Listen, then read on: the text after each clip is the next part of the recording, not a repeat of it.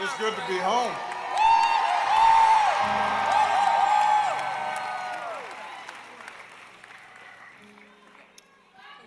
I love you back.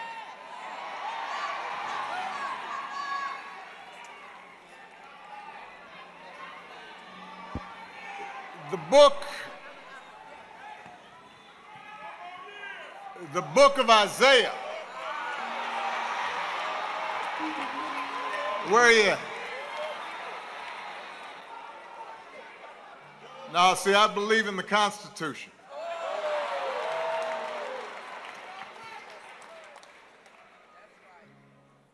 The book of Isaiah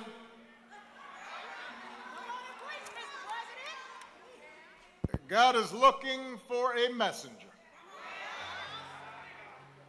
to guide a hardened and resistant people. And the Lord asks, whom shall I send? And who will go with us? To which Isaiah replies, here I am, Lord. Send me.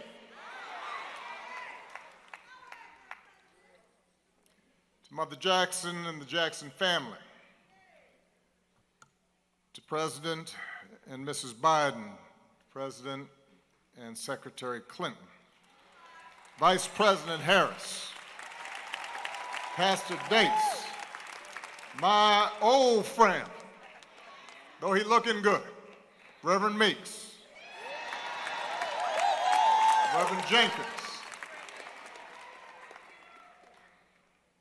It is an honor to join you today to celebrate the Reverend Jesse Lewis Jackson,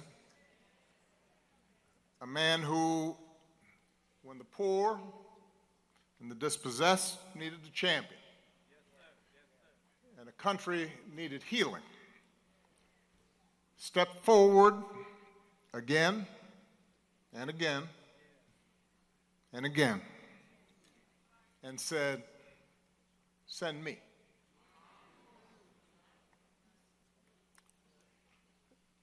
Reverend Jackson's immense gifts were apparent at an early age, even if his circumstances conspired to try to hold him back. Born out of wedlock to a teenage mom,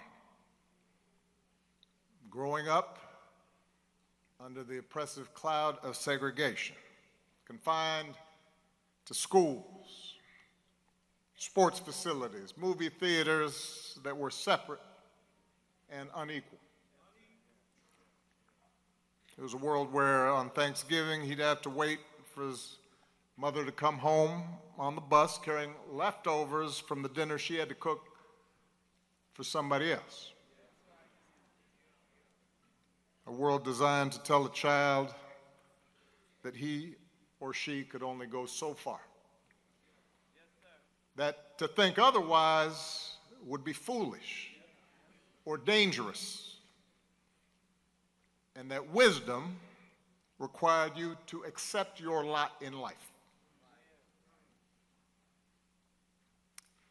And young Jesse refused to accept that verdict. He was a born leader, an athlete, a talker, knew how to talk, star quarterback, student body president. He could have succeeded within the confines that were determined for him and had a successful life. But like so many of his generation, so many extraordinary civil rights leaders in the late 50s and 60s, that Joshua generation, he instinctively understood that individual success meant nothing unless everybody was free. So he became inspired by by the bus boycotts in Montgomery. He led 7 black students into the whites-only library, sitting down and getting arrested for reading. Think about that. The library closed, but then it reopened. And when it did, it was open to everyone. Send me, Jesse said, even as a young man, and the world got a little bit better. By the time Reverend Jackson graduated from college, he had attended Chicago Theological Seminary. He knew the nature of his calling, and he became, as everybody knows, the youngest member of SCLC, assigned to lead Operation Breadbasket here in Chicago, right around the time that Isaiah Thomas is talking about. And it was during this period, and especially after Dr. King's death, when the optimism of the early movement had begun to fade and leadership had begun to fracture, and when the country seemed to have grown bored, gotten weary of the idea of justice and equality, and moved on to other concerns, that Reverend Jackson rose above despair and kept that righteous flame alive. Through Operation Push, he led boycotts and challenged corporate policies around hiring and contracting, recognizing that civil rights without economic justice was an empty promise.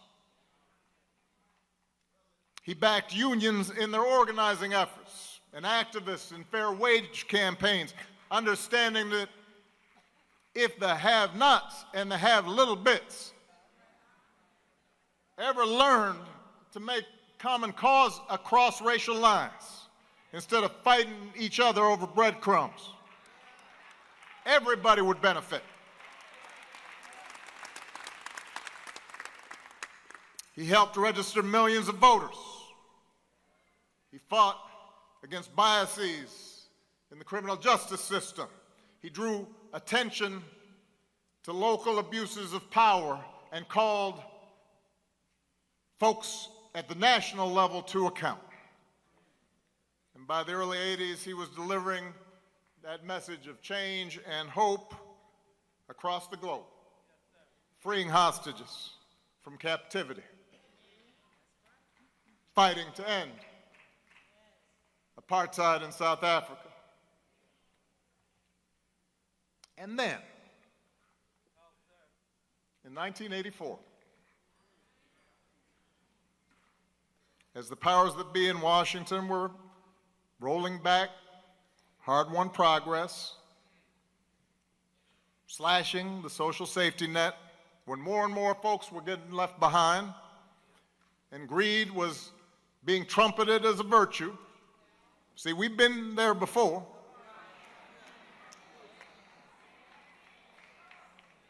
He stepped forward once again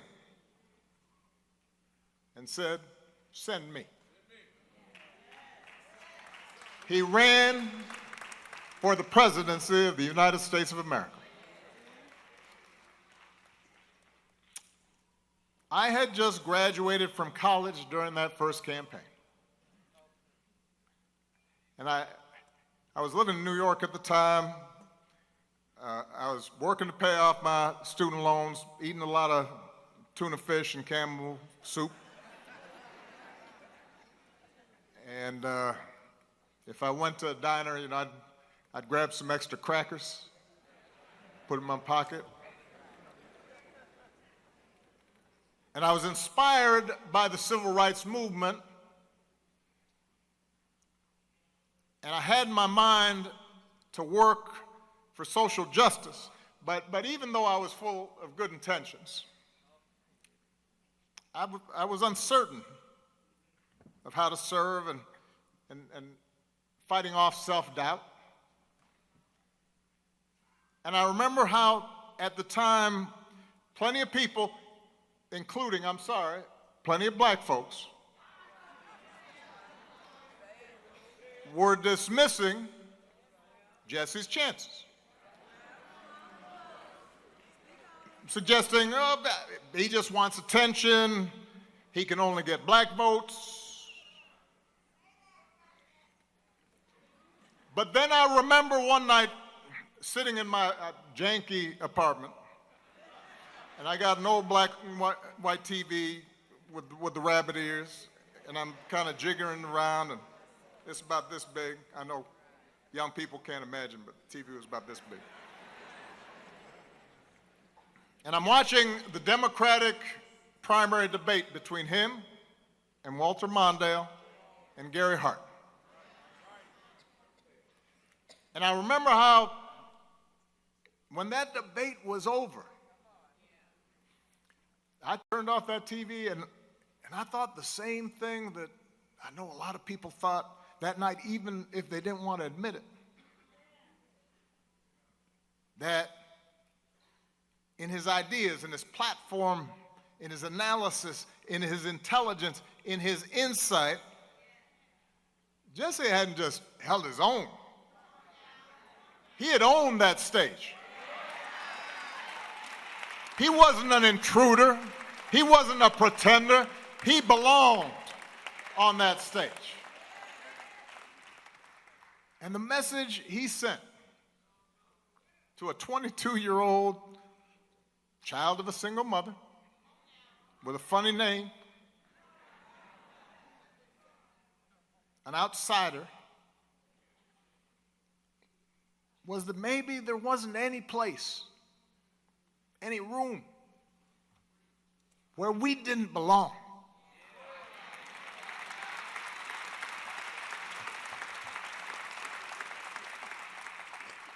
And that message of fairness and dignity, of justice and hope, that's what the Rainbow Coalition was all about. In 1984, and then again in 1988, Jesse didn't just speak to black folks, he spoke to white folks and Latinos and Asian Americans and the first Americans. He spoke to family farmers and environmentalists. He spoke to gay rights activists when nobody was talking to gay rights activists, and blue-collar workers. And he gave them the same message, that they mattered, that their voices and their votes counted. He invited them to believe. He invited us to believe in our own power to change America for the better.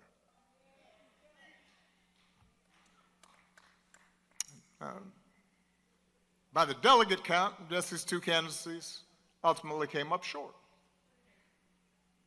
But he paved the road for so many others to follow. Doug Wilder became the first elected black governor. Carol Moseley Braun went to the U.S. Senate.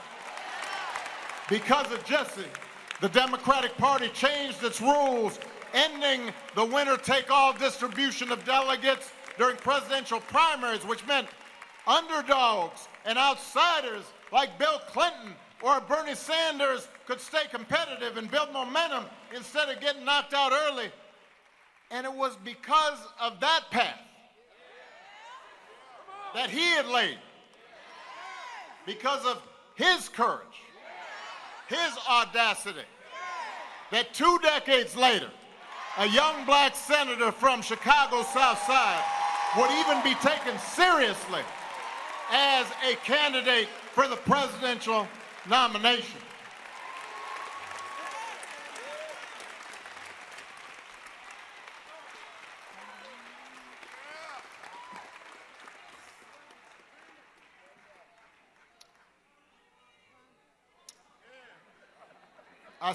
I still credit that first run of Jesse's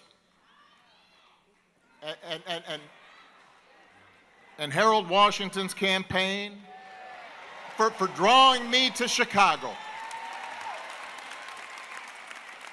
And I didn't know anybody when I first arrived. And I was working as a community organizer, as it so happens, in neighborhoods right around here. Roseland, Woodlawn, Alt Gill, West Pullman.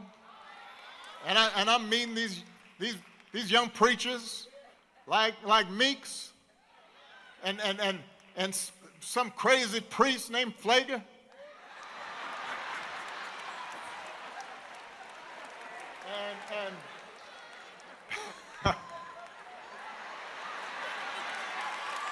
And I guess Jenkins was running around, but he's kind of young. He came a little bit later,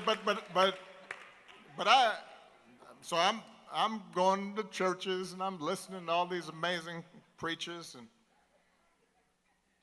and it was hard work, and half the time I didn't know what I was doing, and progress was slow, and I definitely didn't know how I was going to survive these Chicago winters, because I grew up in Hawaii. But I do remember heading to the Push headquarters some Saturday mornings to listen and learn from Reverend Jackson. And y'all remember how on some mornings, if there was a major issue going on, the room would be packed to the rafters. And sometimes some celebrity just wanders in. And then some mornings it was kind of low-key. Either way, though, the announcements would be made, and Reverend Barrow would say a prayer, and Jesse would sit there, and then finally he'd gather himself up and stand, and he'd start kind of slow, you know, and sometimes he'd talk kind of low, so you couldn't quite catch what he was saying, so everybody lean in. And over time, it was that same boundless energy that would emerge, and that same passion and that same insight. And he'd offer you a master class in economics on a Saturday morning. And he'd give you a seminar on American history and American politics. And he'd make complicated things plain. And he'd tell stories that would make you laugh 1 minute and cry the next. And whether you were a bus driver or a teacher or a business leader or a young organizer, you came away from those meetings with a better understanding of how the world worked, how power worked. And more importantly, he made you believe that if we came together, we could make the world work better. Now, we've been talking about Jesse telling us we are somebody. I am somebody.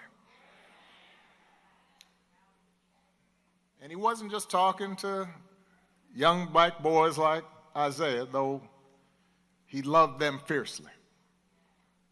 He wasn't just talking to young black girls to help them believe, though he believed in them. He was talking about everyone who was left out, everyone who was forgotten, everyone who was unseen, everyone who was unheard. And in that sense, he was expressing the very essence of what our democracy should be. The ideals at the very heart of the American experiment. The belief that regardless of what we look like or how we worship, regardless of where our ancestors come from or how much money we got, we're all part of the American family. We're all endowed with the same inalienable rights to life and liberty and the pursuit of happiness. We're all obligated to answer the call and step forward and take responsibility for making wrongs right and for caring for our neighbors and bringing the reality of America a step closer to its glorious ideals. And answering that call isn't always easy. And Reverend Jackson and his family knew that better than most. To do what he did, he would endure all kinds of hatred and setbacks and betrayals and doubters and death threats. He would sacrifice, as Jim Reynolds pointed out, the leisure and comfort of what was available to him as a far more financially secure life. And those sacrifices were not his alone. They were shared by his wife and his children. And they bore that burden with grace and strength. I got to know the Reverend and his family over the years, and as I watched his children follow his example of service, I came to appreciate the conviction that drove him, that he had passed on, the faith that guided him and that he had passed on. And it was a faith that didn't waver, a flame that burned bright, even as his body began to fail. The last time he and I had a chance to visit in person, he was already ailing. It was getting difficult for him to stand, difficult for him to speak. We were in Hyde Park, in a hotel room. I embraced him and figured we'd just have a low-key visit. Maybe he'd need some rest. And he starts coming up with this project and this initiative and issues I needed to look into. And here's some commentary that he would suggest, and some phrasing that he thought might work, and maybe we might co-write an article.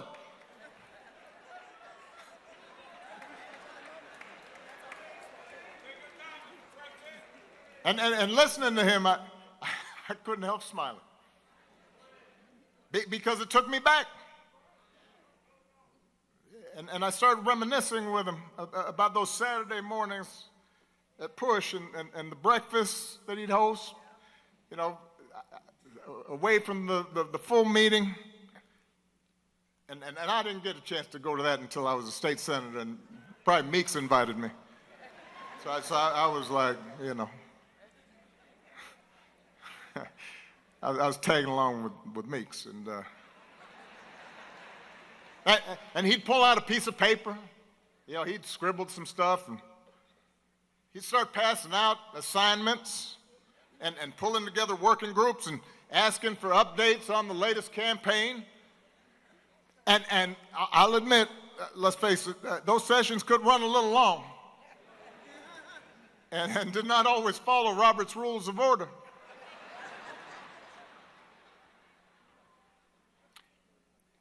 But when Jesse called your name and acknowledged you in that room,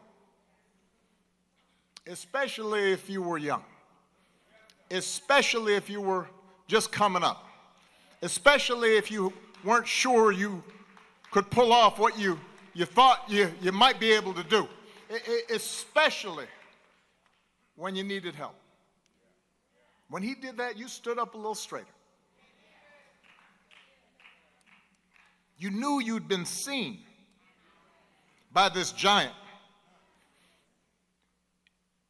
He'd laid hands on you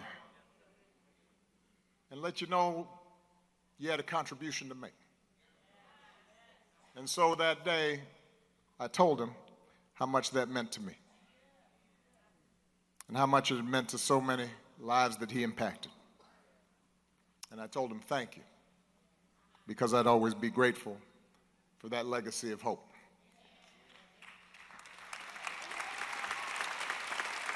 I know I've gone long. It was going to be much shorter until Isaiah spoke. I figure if a Detroit Piston can take up this much time,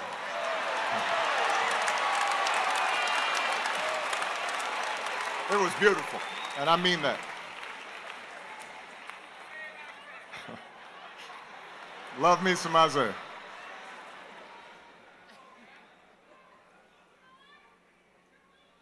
We are living in a time when it can be hard to hope.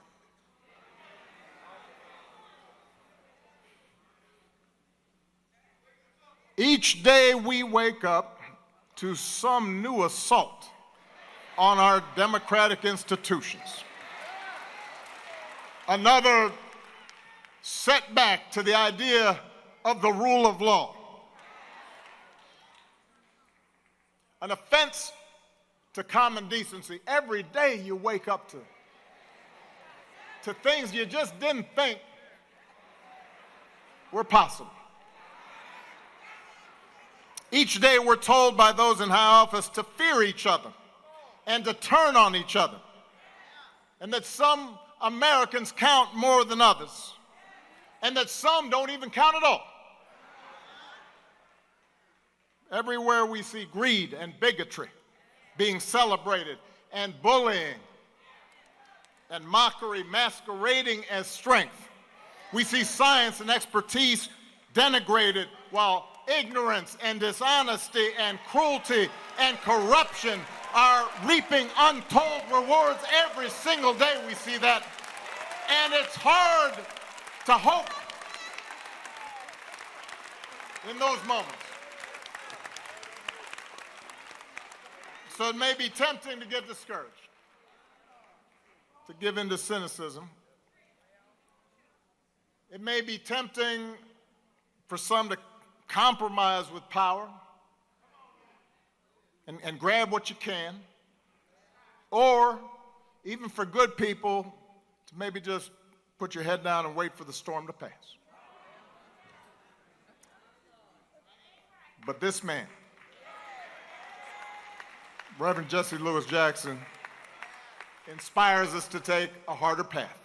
His voice calls on each of us to be heralds of change, to be messengers of hope, to step forward and say, send me. Wherever we have a chance to make an impact, whether it's in our school, or our workplaces, or our neighborhoods, or our cities. Not for fame, not for glory, or because success is guaranteed, but because it gives our life purpose. Because it aligns with what our faith tells us God demands. And because if we don't step up, no one else will. How fortunate we were that Jesse Jackson answered that call. What a great debt we owe to him. May God bless Reverend Jackson. May he rest in eternal peace. God bless you.